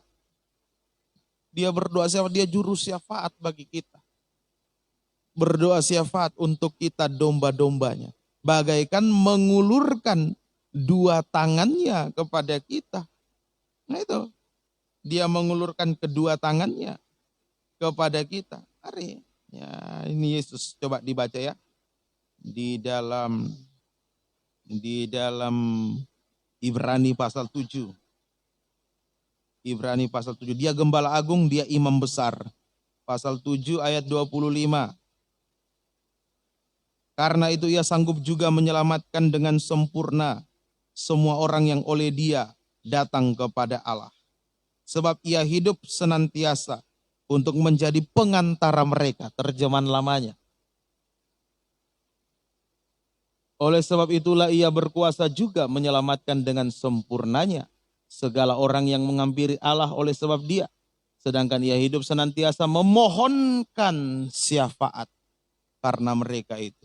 Di surga Yesus terus dia gembala agung berdoa syafaat bagi kita. Bagaikan mengulurkan kedua tangannya kepada kita. Keuntungan pertama. Keuntungan yang kedua, di bumi, gembala di bumi berdoa syafaat bagi domba-domba. Bagaikan menopang domba-domba. Nah, dari bumi ditopang. Ada gembala di bumi yang menopang, berdoa, pegang. Dari surga gembala agung memegang tangan kita. Tidak akan mungkin jatuh. Ditopang dari bawah, dipegang dari atas. Coba. Tidak mungkin jatuh. Tidak mungkin jatuh. Tidak akan gugur dari iman. Nah, semoga kita mengerti. Lalu mengapa ada domba yang jatuh? Sudah tergembala tapi kok bisa jatuh? Jawabannya hanya satu. Karena tidak tenang. Mau goyang-goyang. Mau lari sana sini. Mau liar. Akhirnya jatuh. Ditopang dia goyang-goyang. Di surga mau dipegang, oh dia goyang-goyang liar. Jatuh. Nah inilah yang menjadi penyebab. Nah ini kalau kita tidak tenang dalam penggembalaan itu jatuh seperti itu. Jatuh. Tuhan tolong kita. Ini penampian yang pertama. Penampian oleh iblis. Dia datang menampi lewat 4 hal tadi. Ya, dosa. Sampai puncaknya dosa. Pencobaan masalah. Ajaran palsu. Pergesekan, benturan. Dengan sama coba kalau ditampis itu kan. Beras-beras yang ditapis itu, oh baku toki semua. Berbenturan satu dengan yang lain. Kalau sekam terlempar keluar. Tapi kalau dia beras biar digoyang, ditampi, tetap jatuh lagi di susir. Kecuali yang batampinya yang tidak tahu. Seperti saya kalau batapis, banyak yang jatuh berasnya di bawah. Tuh, mari biar kita mau tergembala dengan sungguh-sungguh. Semoga kita mengerti. Nah, ada 2 macam penampian. Yang kedua, penampian oleh Yesus. Nah, Yesus juga menampi. Jadi iblis menampi, memisahkan gandum dan sekam, Yesus juga menampi.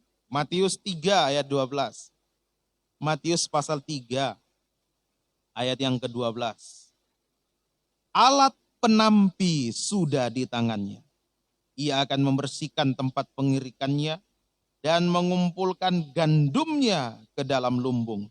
Tetapi debu jerami itu akan dibakarnya dalam api yang tidak terpadamkan. Nah, Yesus juga menampi. Penampian dari Yesus merupakan pemurnian. Nah ini sudah dimurnikan. Domba-domba yang tergembala itu mau dimurnikan. Mau dimurnikan. Murni itu artinya tidak campur baur lagi dengan sesuatu yang ada di dunia ini. Itu murni. Tidak campur baur dengan sesuatu yang dari dunia ini. Apa itu yang ada dari yang berasal dari dunia ini? Dosa, keuntungan jasmani, kemewahan dunia, kemuliaan dunia, tidak campur-campur lagi kita. Juga apa yang berasal dari dunia? Ajaran palsu itu dari dunia. Firman yang berasal dari pengetahuan, ya, dalam 1 Timotius 6 ayat 20. Yang berdasarkan pengetahuan, bukan ilham, tapi dikelola dengan logika manusia, itu dari dunia. Nah ini pemurnian. Murni itu tidak campur lagi. Tidak boleh, kita tidak boleh campur-campur lagi dengan dunia. Tidak boleh campur baur lagi dengan dunia. Nah, penampian oleh Yesus di ayat 11 dikaitkan dengan baptisan air. Ayat 11. ayat yang ke-11. Ini pemurnian dari Yesus dikaitkan dengan baptisan air. Ayat yang ke-11 Matius 3. Aku membaptis kamu dengan air sebagai tanda pertobatan. Tetapi ia yang datang kemudian daripada aku lebih berkuasa daripada aku. Dan aku tidak layak melepaskan kasutnya. Ia akan membaptiskan kamu dengan Roh Kudus dan dengan api. Jadi penampian oleh Yesus dikaitkan dengan baptisan air. Nah ini. Kenapa dikaitkan dengan baptisan air? Kita lihat dulu. Hasil baptisan air yang benar adalah hati nurani yang baik. Itu hasil baptisan air yang benar. Kita mendapatkan hati nurani yang baik. Ya, dibaca lagi. 1 Petrus 3, nanti saya akan simpulkan. Ayat 20-21. 1 Petrus 3 ayat 20-21. Yaitu kepada roh-roh mereka yang dahulu, pada waktu Nuh tidak taat kepada Allah, ketika Allah tetap menanti dengan sabar, waktu Nuh sedang mempersiapkan bahteranya, di mana hanya sedikit, yaitu 8 orang yang diselamatkan oleh air bah itu. Juga kamu sekarang diselamatkan oleh kiasannya, yaitu baptisan, maksudnya bukan untuk membersihkan kenajisan jasmani, melainkan untuk memohonkan hati nurani yang baik kepada Allah oleh kebangkitan Yesus Kristus. Nah, di sini kita lihat hasil baptisan air yang benar adalah kita mendapatkan atau memiliki hati nurani yang baik. Hati nurani yang baik. Nah, jadi kita bisa tahu ini baptisannya benar atau tidak. Kalau baptisannya benar, pasti memiliki hati nurani yang baik. Tapi kalau baptisannya tidak benar, tidak sesuai firman, tidak akan mungkin punya hati nurani yang baik. Jadi yang memisahkan gandum dan sekam adalah hati. Nah, ini yang memisahkan hati nurani. Nah, pemurnian dari Tuhan itu bicara soal hati. Penampian dari Yesus itu Tuhan mau lihat siapa yang hati nuraninya baik, siapa yang hati nuraninya tidak baik. Ini pemurnian. Sekarang kita sementara dimurnikan. Jadi hati kita. Tuhan melihat hati, selalu lihat hati. Siapa? Elia. Samuel. Sempat salah. Waktu Tuhan bilang pergi ke kota Daud, ke Bethlehem. Pergi ke Bethlehem. Pergi ke salah seorang yang bernama Isai. Urapi anaknya menjadi raja menggantikan Saul. Samuel datang. Dia sampaikan kepada Isai, ini Tuhan suruh. Mana anak-anakmu? Lalu dipanggillah anak-anaknya Isai. Oh, datang satu. Eliab, terus siapa lagi yang kakak-kakaknya Daud. Wow, prajurit-prajurit yang gagah perkasa. Begitu masuk satu yang tertua. Samuel lihat manusia, bukan lihat hati, dia lihat fisik. Sesungguhnya inilah orang yang akan diurapi jadi raja. Tapi Tuhan bilang apa? Aku tidak melihat dari segi fisik, aku lihat hati. Jangan lihat luar, lihat hati. Lewat, tidak jadi. Yang kedua terus tidak jadi. Samuel tanya, masih ada lagi anakmu? Oh ada, satu. Di padang menjaga domba. Yang tergembala. Daud. Datang Daud, langsung Tuhan bilang, urapi dia. Tuhan lihat hati. Daud hati nuraninya baik. Terbukti waktu Daud datang ke medan perang. Hati nurani kakaknya tidak baik. Begitu Daud datang bertanya-tanya soal peperangan, prajurit bilang itu Goliat itu menantang kita. Didengar sama kakaknya, dimarahi sama kakaknya. Oh kamu ya, kamu sengaja datang sini. Aku tahu niat jahatmu. Kamu tinggalkan domba-domba datang ke sini cuma mau melihat perang. Daud bilang apa yang kulakukan? Hanya bertanya saja. Ya ternyata kakak-kakaknya jengkel sama Daud. Kok dia yang diurapi jadi raja?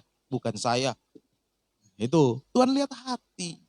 Di dalam perjanjian baru, waktu mau menggantikan Yudas, murid-murid berdoa, Tuhan engkau yang melihat hati.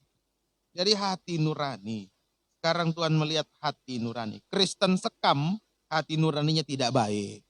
Sehingga hatinya hanya tertuju pada perkara jasmani. Karena tidak baik. Kristen gandum, hati nuraninya baik. Hatinya tertuju pada perkara rohani. Ini.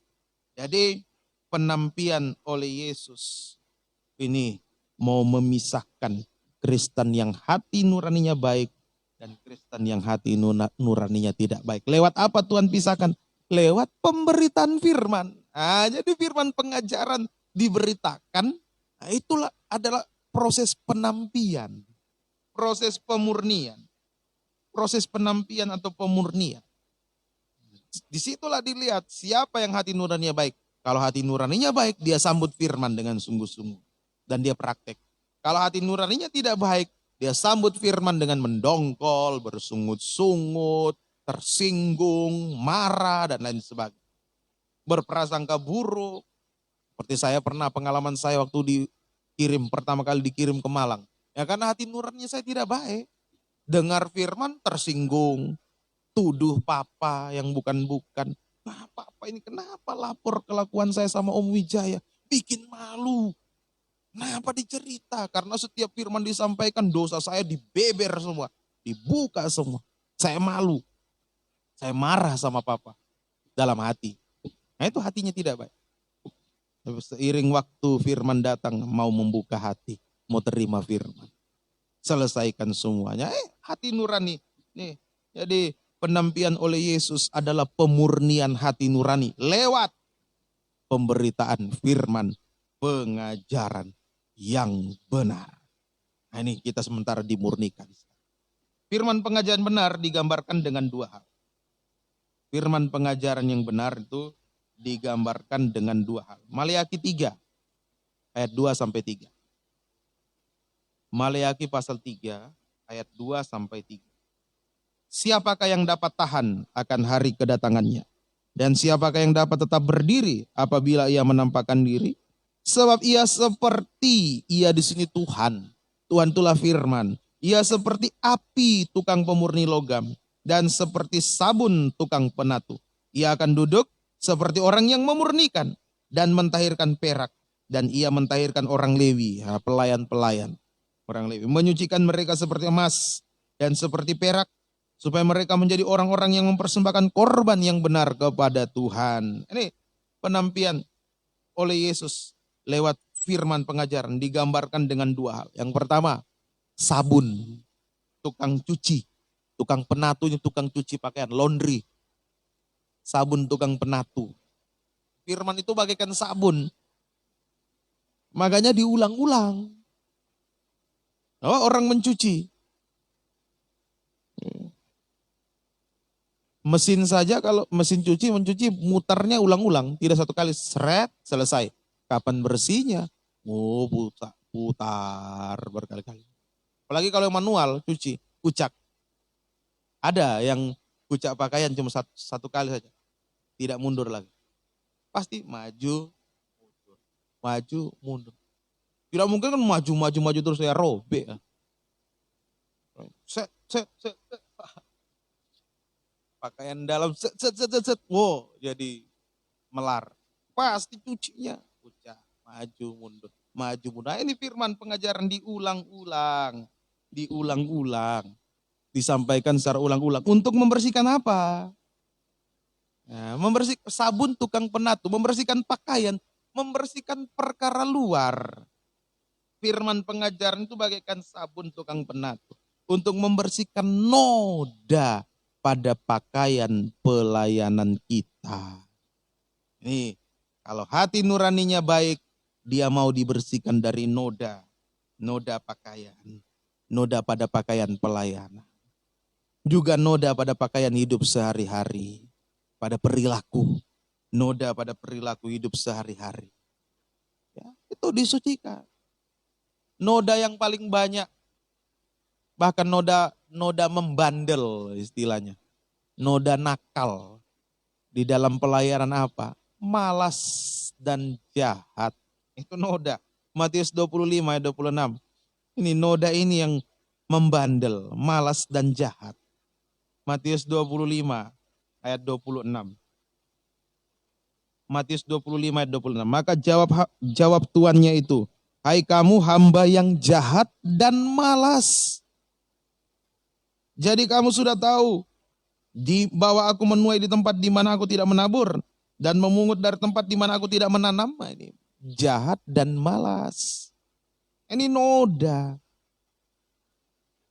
Jahat dan malas. Malas itu tidak setia. Jahat komentar miring terhadap Tuhan, terhadap firman. Nah, itu jahat. Sudah tidak setia, berkomentar miring lagi terhadap firman, terhadap Tuhan. Nah, ini perlu dibersihkan oleh sabun tukang penatu. Nah, kalau hati nuraninya baik, dia mau terima itu. Oh iya Tuhan, saya kemarin sempat jahat. Saya mengomentari firman dengan negatif. Kemarin saya sempat tidak setia, Tuhan ampuni. Nah, itu hati nuraninya baik. Tapi kalau tidak baik hatinya, wah, saya lagi. Tidak ada orang lain kah? Saya lagi. Malas saya datang ibadah. Saya terus ditembak. Padahal tidak, itu kasih sayang Tuhan. Sabun itu membersihkan noda, itu kasih sayang Tuhan. Supaya nanti ketika kita tampil di hadapan Tuhan, kita berpakaian putih berkilau-kilauan. Amin. Tidak ada noda. Tuhan tidak mau ada noda sedikit pun. Ini, kemudian noda dalam perilaku hidup sehari-hari banyak. Noda, ya, mau disebutkan banyak. Dosa apa itu? Dosa perbuatan, dosa perkataan, itu noda. Kalau digabung ya, disimpulkan jadi dua. Noda jahat dan najis. Dalam perilaku hidup sehari-hari. Jahat dan najis. Ini yang mau disucikan oleh sabun tukang penatu. Mari kita terima firman yang diulang-ulang bagaikan sabun. Membersihkan noda-noda. Ya Tuhan, tahun yang lalu banyak saya bolong-bolongnya dalam ibadah. Itu noda. Dibersihkan. Tahun yang lalu saya banyak menyakiti sesama, menyakiti istri, menyakiti suami. Perkataan, perbuatan saya itu noda, dibersihkan. Sebagai gembala Tuhan saya banyak menyakiti hati jemaat, saya mau berubah, dibersihkan. Nodanya dibersihkan. Semoga kita bisa mengalaminya. Buka hati. Ayo, hati nurani. Sekarang bergantung hati nurani. Nah, yang kedua, firman pengajaran itu digambarkan seperti api pemurni logam. Api pemurni logam. Menyucikan bagian dalam. Api pemurni logam. Nah, itu. Logam itu dibakar. Nah, kalau dilihat dari luar biasanya kelihatan mulus, baik, bagus. Coba seperti mobil ini. Dilihat dari jauh mulus. Tapi coba kasih api. Banyak karatnya itu udah. Ada karatnya itu.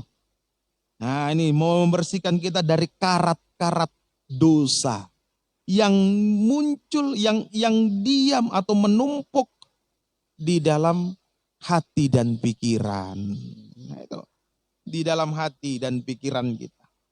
Jadi api pemurni logam, firman bagaikan api ini untuk menyucikan hati dan pikiran atau karakter kita dari karat-karat dosa.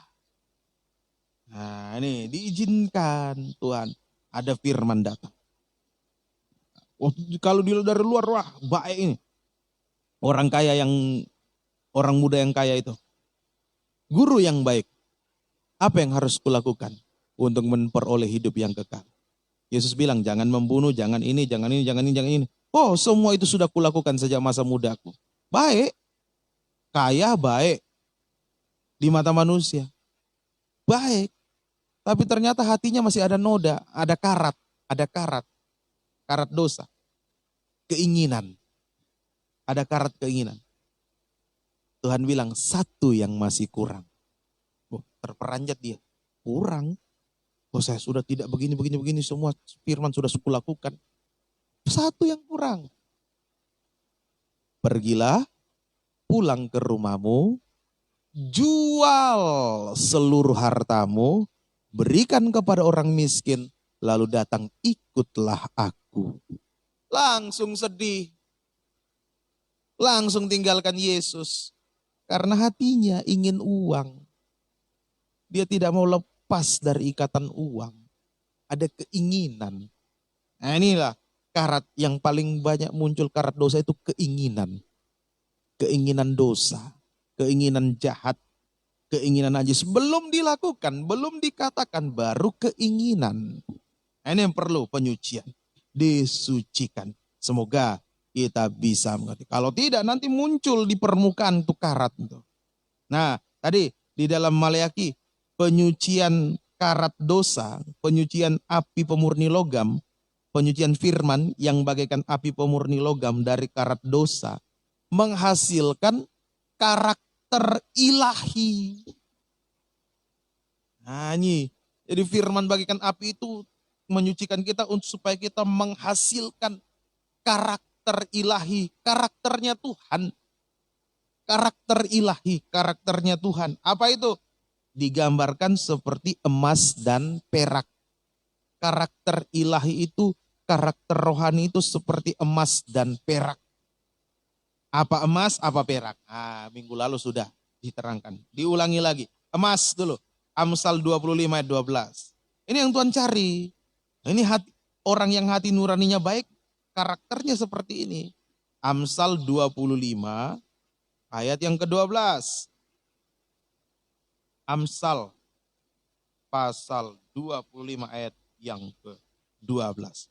Teguran orang bijak adalah seperti cincin emas dan hiasan kencana untuk telinga yang mendengar. Karakter rohani yang pertama, taat. Emas itu taat dengar-dengaran pada firman, apapun resikonya. Ini hati, tergantung hati nurani semua. Gandum itu hati nuraninya baik. Mau taat dengar-dengaran pada firman, apapun resikonya. Itu. Pemuda kaya tadi langsung tidak taat, langsung tinggalkan Yesus. Dia tinggalkan Yesus. Coba kalau hatinya baik. Tidak sulit perintahnya Yesus kan waktu itu. Jualah seluruh hartamu. Gampang, ada pada dia. Yang Tuhan minta itu yang ada pada kita, bukan yang tidak ada. Abraham, Tuhan suruh, Abraham persembahkan anakmu. Ada kan? Kecuali kalau belum ada Ishak, belum lahir Ishak lalu Tuhan bilang, Abraham persembahkan anakmu. Oh, sulit ini. Enggak punya anak mau dipersembahkan, apa yang mau dipersembahkan? Nah itu. Tuhan bilang, Abraham persembahkan anakmu. Yang ada. Hatinya Abraham taat. Hati nuraninya baik. Langsung dia lakukan. Orang kaya, ayo jual seluruh hartamu. Kecuali kalau Tuhan bilang, jual seluruh hartamu. Sementara dia tidak punya uang. Nah itu yang sulit. Nah ini seringkali karena hati kita yang tidak baik, makanya sulit lakukan firman. Padahal untuk melakukan firman sudah ada pada diri kita. Ada yang bisa kita kerja. Bisa. Korban. Ada uang. Nah bisa. Aduh, ini mau bayar air, iuran TV kabel, mau bayar ini lagi ini. Coba kalau hati nurani baik. Iya. Nah Tuhan ganti. Dulu Om Wijaya pernah saksikan. Waktu itu karena beliau waktu itu masih melayani di kampung, di desa, membiayai anak, ada anak yang beliau biayai sekolahnya. Lalu datang, sudah ditagi uang sekolah. Anak itu nangis, Om Wijaya juga menangis, tidak ada uang. Tiba-tiba datang orang bawa berkat, pas. Sudah bisa. Tapi selalu ingat miliknya Tuhan dulu. Keluarkan miliknya Tuhan, baru bisa bayar itu uang sekolah anak itu. Nah ini mari yang ada yang Tuhan minta, bukan yang tidak ada. Nah, itu selalu Tuhan minta yang ada. Taat, mengaku dosa yang ada itu selesaikan. Nah, ayo hati nuraninya taat. Nah, semoga kita bisa mengerti. Lalu perak. Perak apa itu perak? Amsal 10 ayat 20. Ini karakter perak. 10 ayat 20. Semua ini ada pada Yesus. Yesus taat sampai mati di kayu salib. Dia juga jujur. Ayat 20a. 20a saja. Lidah orang benar seperti perak pilihan. Jujur. Lidah orang benar sama dengan jujur. Yesus jujur. Prajurit-prajurit yang mau menangkap Yesus tidak tahu siapa Yesus. Mereka tidak kenal Yesus. Waktu di Taman Getsemani kan, di dalam Injil Yohanes itu, datang Yudas si pengkhianat beserta prajurit-prajurit mau menangkap Yesus. Yesus jujur. Siapa yang kamu cari? Prajurit bilang, Yesus orang Nazaret. Akulah dia. Sampai 2 kali Yesus bilang, akulah dia. Jujur, coba kalau Yesus tidak jujur. Itu yang di sampingmu itu. Itu Yesus. Itu Yudas maksudnya. Itu Yesus. Oh, Yudas yang ditangkap. Dia jujur. Kalau ada orang bilang, bukan Yesus yang disalibkan, tetapi seseorang disamakan, dirubah mukanya seperti Yesus, itu ajaran sesat. Yesus yang disalibkan. Jangan takut, jangan bingung. So sekarang kekristenan kita ini diserang dari dalam, dari luar, dari agama lain juga serang. Oh, bukan Yesus yang disalibkan, itu orang lain yang diserupai Yesus. Nah, siapa bilang? Yesus yang disalibkan. Yesus jujur. Siapa kamu cari? Yesus orang Nazaret. Akulah dia. 2 kali dia berkata. Sampai prajurit-prajurit itu jatuh semua. Tersungkur. Kalau Yesus mau bunuh mereka bisa saja. Akhirnya mereka bangkit lagi. Yesus tanya lagi, siapa kamu cari? Yesus orang Nazaret. Akulah dia. Yudas maju, Yudas cium, ditangkap. Lah Yesus. Ini jujur sekalipun beresiko. Mau jujur ini beresiko. Yesus jujur ditangkap. Di sidang lagi Yesus jujur. Soal ajarannya ditanya. Dia jujur. Benar dia. Kamu anak Allah? Kau sendiri mengatakannya. Dia tidak. Oh tidak. Bukan saya, bukan. Jujur dia jujur. Sampai ditempeleng, sampai disalibkan. Mari biar kita mau jujur. Semoga kita bisa mengerti. Puji Tuhan. Jadi Tuhan memurnikan. Tuhan menampi lewat firman, api firman bagaikan sabun juga. Supaya kita memiliki hati nurani yang baik, punya karakter yang baik. Perilaku kita baik, kemudian pelayanan kita baik, karakter kita baik. Ini pemurnian dari Tuhan. Berlanjut, pemurnian dari Tuhan itu bukan cuma lewat api firman, pengajaran firman yang bagaikan sabun. Berlanjut lewat, ditambah lagi, lewat api ujian. Nah, sengsara daging tanpa dosa. Ayo baca lagi. 1 Petrus 4 ayat 12 sampai 14. Ini pemurnian dari Tuhan. Hati kita. Kalau hati nuraninya tidak baik pasti bersungut ngomel. Tapi kalau hati nuraninya baik, terima kasih Tuhan, mengucap syukur. Kita baca 1 Petrus 4 12 sampai 14. Saudara-saudara yang kekasih, janganlah kamu heran akan nyala api siksaan yang datang kepadamu sebagai ujian. Seolah-olah ada sesuatu yang luar biasa terjadi atas kamu. Sebaliknya bersukacitalah sesuai dengan bagian yang kamu dapat dalam penderitaan Kristus. Supaya kamu juga boleh bergembira dan bersukacita pada waktu Ia menyatakan kemuliaannya. Berbahagialah kamu jika kamu dinista karena nama Kristus. Sebab roh kemuliaan, yaitu roh Allah ada padamu. Ini hati nurani. Lewat ujian, sengsara daging tanpa dosa, kita diubahkan. Tujuan api ujian ini untuk mengubahkan dari manusia daging menjadi manusia rohani. Dimulai dari hati. Nah, keubahan hidup itu dimulai dari hati. Orang yang hati nuraninya baik, dia pasti kuat dan teguh hati. Atau tabah. Dalam 2 Korintus pasal 4 ayat 16 sampai 18.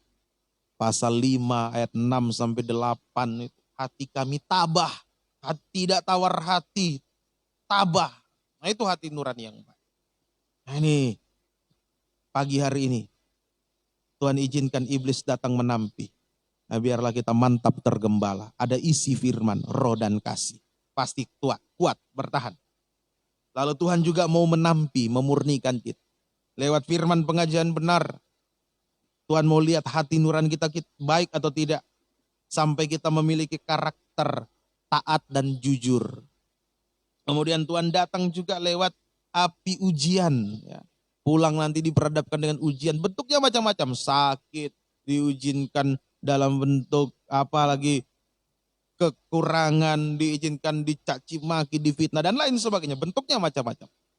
Supaya hati kita baik, tetap baik. Yaitu hati yang kuat dan teguh. Hati yang tabah. Kuat dan teguh hati. Hati yang tabah. Hati yang tabah. Atau dibacalah, mari. Di dalam 2 Korintus pasal 5 ayat 6 sampai 8. Boleh dibaca juga pasal 4 ayat 16 sampai 18. Tapi kita baca saja langsung pasal 5 ayat 6 sampai 8. Maka oleh karena itu hati kami senantiasa tabah. Ini kuat teguh hati, tabah. Meskipun kami sadar bahwa selama kami mendiami tubuh ini kami masih jauh dari Tuhan. Sebab hidup kami ini adalah hidup karena percaya, bukan karena melihat, hidup karena iman. Tetapi hati kami tabah dan terlebih suka kami beralih dari tubuh ini untuk menetap pada Tuhan. Hati tabah, mengalami perubahan hidup. Hati yang tabah. Hati yang kuat dan teguh, hati yang tabah itu adalah landasan yang kuat untuk menerima Roh Kudus.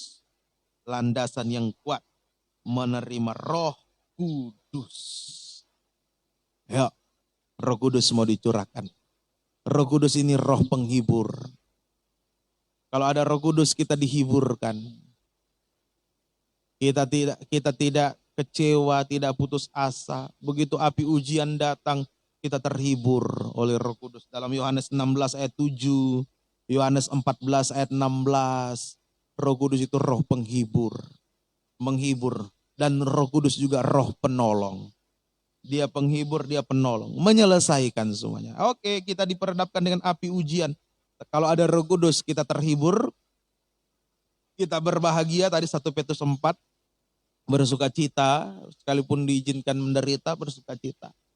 Roh Kudus juga roh penolong. Menyelesaikan semuanya bagi kita. Menjadikan semuanya baik. Roh Kudus menolong. Ayo, ujian apa yang kita hadapi? Sampai hati kita baik, sampai hati kita kuat dan teguh, tabah. Maka saat itu Roh Kudus memberikan penghiburan, Roh Kudus memberikan pertolongan pada waktunya. Amin. Roh Kudus menolong pada waktunya. Dan Roh Kudus juga menyempurnakan. Kalau hati kuat, teguh, tabah, Roh Kudus menolong, Roh Kudus menghibur, Roh Kudus menjadikan semua baik. Ya, Roh Kudus menyempurnakan. Kita baca ayat-ayatnya. 1 Tawarik 19 ayat 13. Ini Roh Kudus menjadikan semua baik. 1 Tawarik 19 ayat 13. Kalau kuat teguh hati, ya Roh Kudus menjadikan semua baik. Pasal 19 ayat 13. Kuatkanlah hatimu. Dan marilah kita menguatkan hati untuk kita. Dan untuk kota-kota Allah kita. Tuhan kiranya melakukan yang baik di matanya. Tuhan, Roh Kudus menjadikan semua baik pada waktunya. Juga Roh Kudus menyempurnakan kita kelak. Kita baca ayat terakhir. 1 Tesalonika 3 ayat 13. 1 Tesalonika 3 ayat 13. Kiranya dia menguatkan hatimu supaya tak bercacat dan kudus di hadapan Allah dan Bapa kita pada waktu kedatangan Yesus Tuhan kita dengan semua orang kudusnya. Tak bercacat dan kudus berarti sempurna. Kita layak jadi mempelai wanita Tuhan yang sempurna. Ayo, ada penampian, kegoncangan, iblis menampi. Lewat 4 cara tadi. Biarlah kita tunjukkan, kita bukan sekam, kita gandum. Kehidupan yang mau tergembala, mau tekun masuk dalam kandang penggembalaan, tekun makan firman. Kemudian Yesus juga menampi. Lewat pemberitaan firman pengajaran benar. Dia menampi. Mau melihat apakah hati nurani kita baik atau hati nurani kita jelek. Kalau hati nurani kita baik, pasti mau taat dan jujur. Nah, kemudian Yesus juga menampi lewat api ujian. Kalau hati nurani kita baik, pasti tabah, kuat, teguh hati. Kalau tidak, bersungut-sungut, kecewa, putus asa, tinggalkan Yesus. Nah, begitu Tuhan lihat hati nurani kita baik, tabah, kuat, teguh hati, Tuhan kirim Roh Kudus. Roh Kudus menghibur. Sehingga kita bisa berbahagia di tengah-tengah penderita. Roh Kudus memberikan pertolongan. Roh Kudus menjadikan semua baik. Roh Kudus menyempurnakan kita. Kita bisa masuk kebahagiaan kekal bersama Yesus. Semoga pagi hari ini lewat penampian dua penampian ini kita tetap menjadi Kristen gandum. Kristen yang hati nuraninya baik, yang kuat teguh, yang tabah. Tuhan Yesus memberkati kita sekalian. Kita nyanyikan kuatkanlah oleh rohmu ya Tuhan. Kuatkanlah oleh rohmu ya Tuhan. Haleluya. Pertama kita bangkit berdiri. Kuatkanlah oleh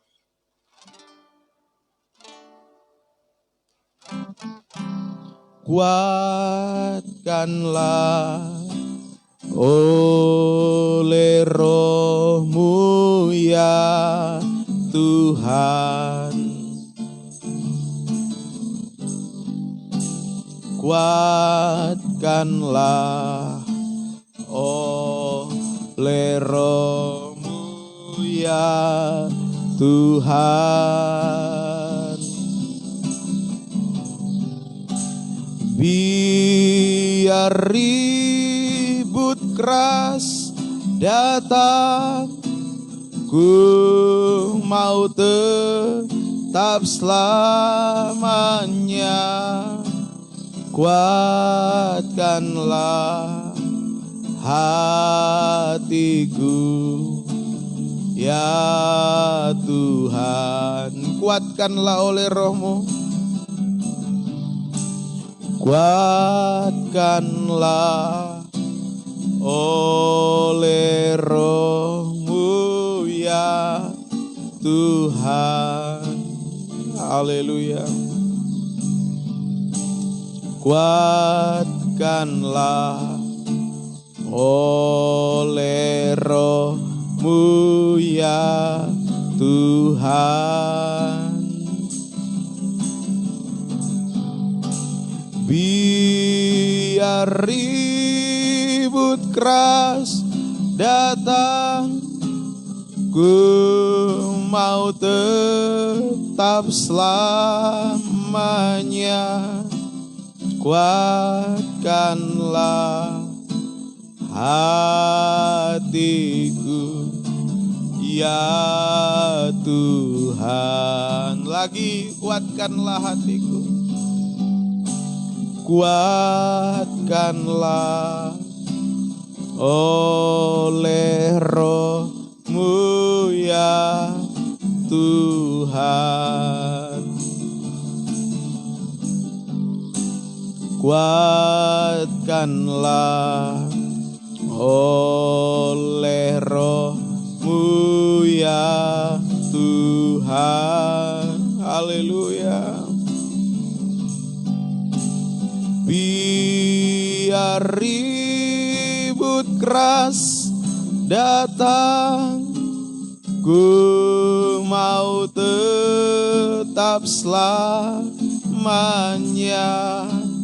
Kuatkanlah hatiku ya Tuhan. Biar ribut keras datang, biar ribut keras datang, ku mau tetap selamanya. Kuatkanlah hatiku ya Tuhan. Dengan dari atas kembali. Haleluya.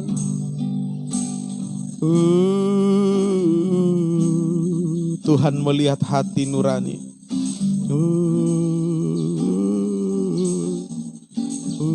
Apa yang menjadi isi hati kita?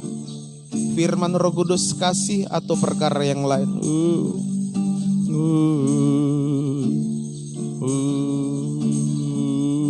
Mari melekat kepada Tuhan, tergembala sungguh-sungguh. Kita menghadapi penampian dari iblis. Juga penampian dari Yesus mau memurnikan kita.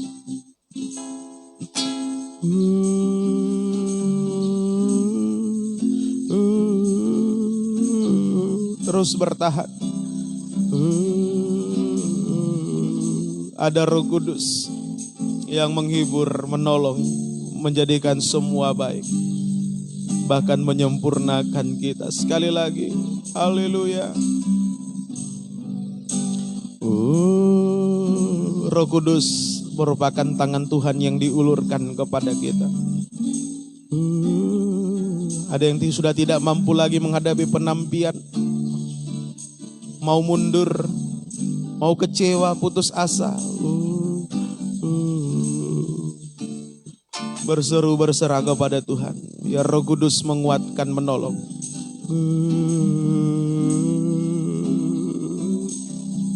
Sambil kita mengangkat kedua tangan kita,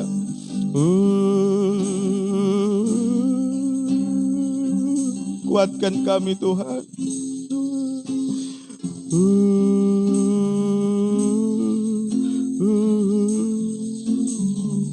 Haleluya.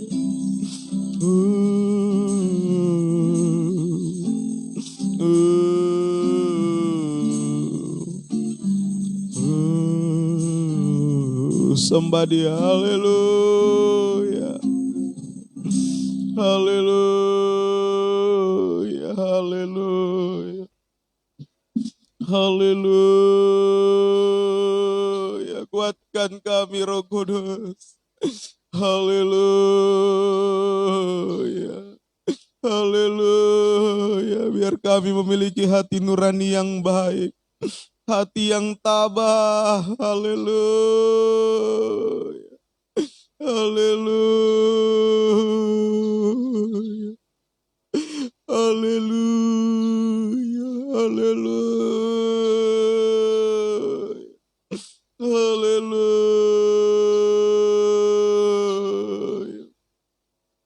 Haleluya. Haleluya. Haleluya. Haleluya.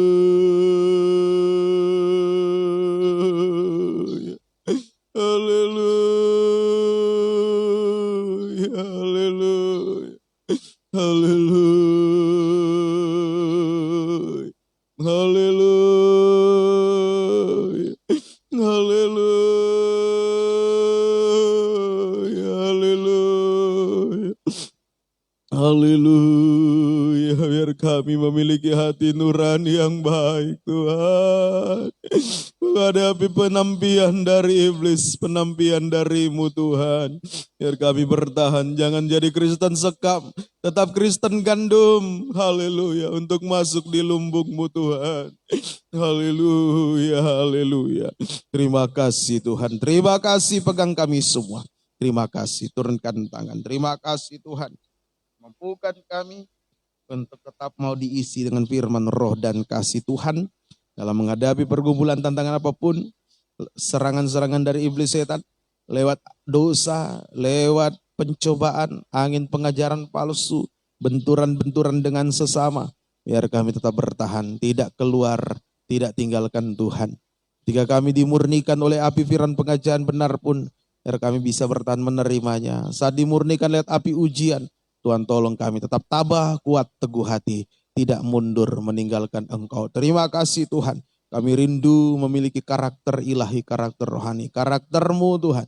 Kami rindu untuk kelak sempurna seperti Engkau. Roh Kudus selalu dicurahkan atas kami. Roh Kudus memberikan penghiburan. Roh Kudus menolong. Roh Kudus menjadikan semua baik. Roh Kudus juga yang kelak akan menyempurnakan kami semua. Terima kasih Tuhan. Tetapkan firman-Mu dalam kami semua. mampukan kami untuk menjadi pelaku-pelaku firman. Dalam nama Tuhan Yesus, kami berdoa dan mengucap syukur. Haleluya. Amin. Kita membawa korban persembahan kita kepada Tuhan. Tak pernah kecewa.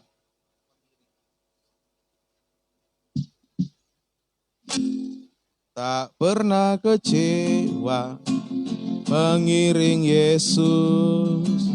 Tak pernah kecewa, ku serahkan semua. Berjalan sertanya, semakin bahagia. Tak pernah kecewa, buat selamanya. Tak pernah kecewa, mengiring Yesus. Tak pernah kecewa, ku serahkan semua. Berjalan sertanya, semakin bahagia. Tak pernah kecewa, buat selamanya. Tak pernah kecewa, tak pernah kecewa, mengiring Yesus. Tak pernah kecewa, ku serahkan semua. Berjalan sertanya, semakin bahagia. Tak pernah kecewa, buat selamanya. Haleluya. Puji Tuhan, Tuhan Yesus memberkati. Persembahan Bapak Ibu kekasih dalam Tuhan. Ibadah kita hari Jumat mendalam Alkitab perjamuan suci. Hari Sabtu ibadah doa penyembahan. Semuanya jam 4 sore, Minggu seperti biasa jam 8 pagi. Mohon maaf belum ada warta.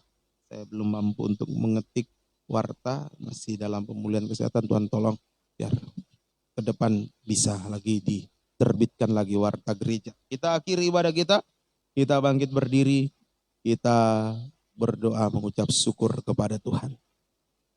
Terima kasih Tuhan, kami mengucap syukur buat kemurahan-Mu sudah memberkati dalam ibadah pelayanan pagi hari ini. Biar firman-Mu sungguh-sungguh termeterai, tertanam dalam kehidupan kami. Kami dimampukan untuk melakukan firman-Mu. Dari kehidupan kami bertahan dalam proses penampian, baik lewat penampian dari iblis, lewat penampian dari Engkau sendiri Tuhan. Kami bertahan, kami dimurnikan menjadi kehidupan yang layak untuk menyambut kedatangan-Mu sebagai mempelai pria surga. Pergumulan apapun berikan kemenangan, Tuhan tolong yang sakit jamah sembuhkan kuasa bilur-Mu, dalam pencobaan berikan kemenangan, dalam kesusahan berikan penghiburan, yang lemah kuatkan semua, yang sudah undur dari ibadah pelayanan tarik kembali dengan tali kasih setia-Mu. Pertambakan jiwa-jiwa guna hormat kemuliaan nama Tuhan. Perjalanan kembali ke rumah masing-masing jaga lindungi. Sepanjang minggu berjalan Tuhan tolong serta lindungi kami. Jauhkan dari virus corona, virus-virus yang lain, virus-virus dosa. Tuhan hindar jauhkan kami semua. Kami tetap hidup benar dan suci, mengerjakan keselamatan yang Kau karuniakan dengan takut dan gentar. Pemerintah kami tetap Kau berkati, juga aparat keamanan Engkau berkati, para medis semua Engkau berkati, pagari lindungi semua. Terima kasih Tuhan. Bapak Gembala di Tentena dalam pemulihan kesehatan Tuhan tolong ampuni jamah sembuhkan dan kuasa bilur tolong kami semua. Terima kasih Tuhan. Istri hamba pun juga berikan kuat kesehatan bersama bayi dalam kandungan sampai melahirkan dengan normal sehat sempurna. Nama Tuhan dipermuliakan. Terima kasih Tuhan. Ampuni segala dosa kesalahan kami. Mohon belas kasih-Mu. Terima kasih. Kekasih-kekasih Tuhan. Pulanglah terimalah berkat anugerah damai sejahtera dan cinta kasih sayang dari Allah Bapa, Anak Allah dan Allah Roh Kudus di dalam nama Tuhan Yesus Kristus. Menyertai kita sekalian mulai saat ini sampai Yesus datang kembali sebagai mempelai pria surga, menjemput kita mempelai wanitanya yang sempurna.